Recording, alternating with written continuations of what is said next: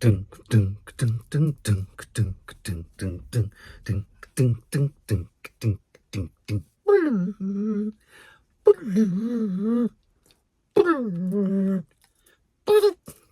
dun. Trailer reaction time, guys. Trailer reaction for Mission Impossible: The Final Reckoning. This is the follow-up to Mission Impossible: Dead Reckoning. This is the 8th Mission Impossible, and with Final Reckoning in the title, are we looking at Tom Cruise? I was going to call him Tom Jones. Tom Cruise's final outing as Ethan Hunt in this sensational franchise that just seems to never end. And really, I think the franchise's life is kind of directly sort of aligned with the number of flying vehicles that Tom Cruise can walk along or throw himself out of or hang off.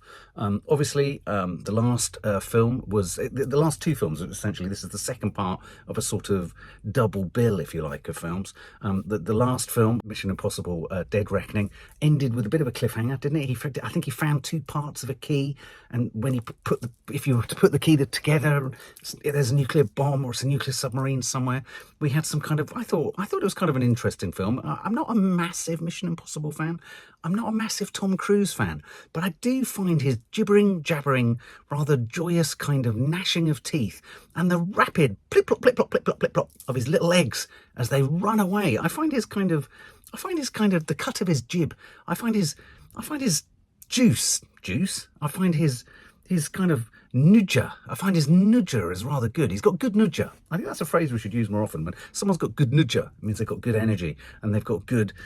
He's a spunky star, isn't he? Now, he's had obviously a lot of success with Top Gun, Maverick, hugely sort of, nostalgic and all that sort of stuff.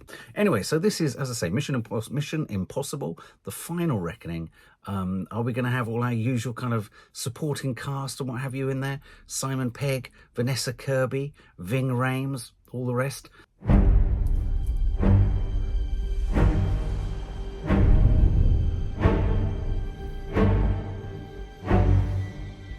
Our lives are not defined by any one action. Our lives are the sum of our choices. Everything you are, everything you've done has come to this.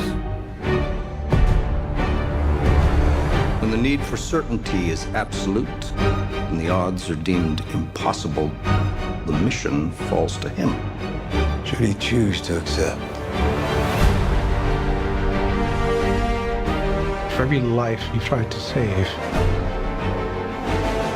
you gambled millions more. And now the fate of every living soul on Earth is your responsibility.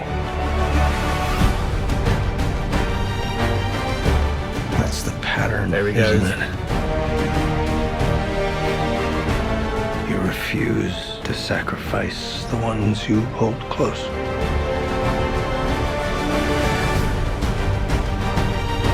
Still going.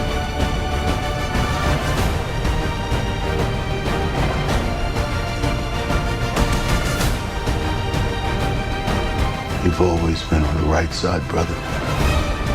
I have no regrets. Neither should you.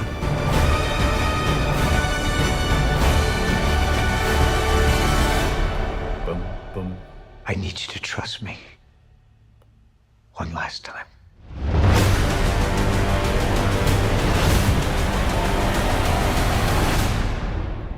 I wanted the music. Come on, guys. Dunk, dunk. I always like it when you don't get the music and then it twists into the music and we're all like, yeah, it's one of those films.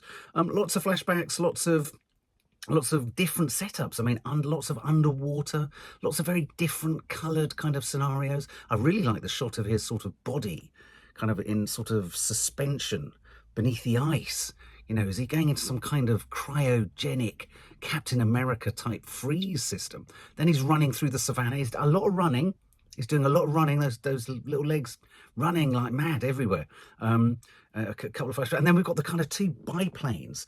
It's like the Red Fokker or the Red Baron. Is it the Red Fokker getting the is it the Red Baron? I don't know. I mean, he hasn't hung off one of them, so why not? He hangs off one of them a little bit later. Then we've got the classic, you know, water rising. The kind of supporting. I didn't see Simon Pegg in there. Did you see Simon Pegg in there? Oh, look, and there's a moment of him under ice. There's someone under ice with the other half of the key. Who's he going to sacrifice? Who's he going to let go from his core team? Or is he in fact going to let himself go? Is he going to be the ultimate sacrifice? He's not going to let the others go. And then he unsheathed an enormous bomb, didn't he? I mean, literally unsheathed it like it was a sheath. You know what I'm saying there? I have to say, it looks great. And for me, the judge of a film on a film like this is, or judging a film like this, or the look of a film like this is, am I more excited by that trailer than I was by any of the trailers for the last James Bond film? Yes, I am. Do I want to see Tom Cruise hanging off a biplane? Yes, I do. And I have to say, there's something about it that's very clean. And also, let's not forget, one of the things I loved about the previous film was it used AI, or the dangers of AI, as the enemy, which I quite liked as an idea. So all to play for. I think it looks good.